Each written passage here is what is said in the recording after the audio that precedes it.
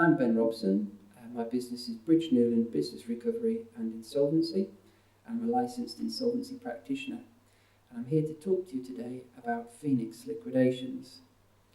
Now, the title Phoenix liquidation, it's still a creditor's voluntary liquidation, which is the most common insolvency process, but in particular it's for companies where you have a sound business generally, and the directors and shareholders of the company have a real intent to buy back the good elements of the business so that they can continue to trade in a new business going forward.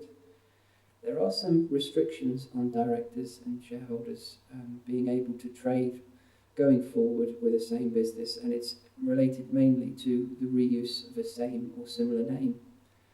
There's some exceptions to the rule where you're allowed to continue in a same or similar name if that new name, which is similar, has already been traded for 12 months, then that's okay. Or if you purchase the name and give notice to the creditors of the insolvent company that you have purchased that name. And there's a small cost to that, which we always recommend you do if you do intend to use the same or similar name going forward. We work alongside a lot of specialist solicitors who can provide those notices for you, because we tend to represent the companies who are insolvent and deal with the main liquidation, and can't then represent you as an individual or as a new business as well because of conflicts. A Phoenix liquidation is a very cheap process in comparison to administrations or other more detailed insolvency processes.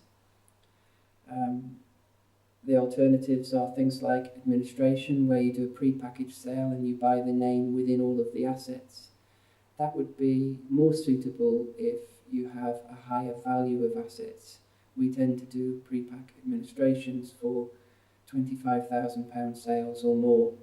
So if you have a company which has assets of a lower value, then a liquidation is probably more suitable, and a Phoenix liquidation can be arranged where you're the buyer of all the assets you wish to take on, providing it's the best interest of creditors to sell it to you. And that's not always driven by price. It might be how quickly the money comes in, or that you would take on liabilities as well if you wish to. So specific sales can be arranged depending on your scenario. So when it would be applicable to you would be if you have a company that can't afford to pay all of its debts in full, or as and when they fall due. You'd come and see to get some advice from us. We typically place your company into creditors' voluntary liquidation, but we'd have a sale agreement arranged for you to take on the assets that you have there. We can also put you in touch with accountants that can get you new companies set up, or advise you on how to give the notice as previously stated.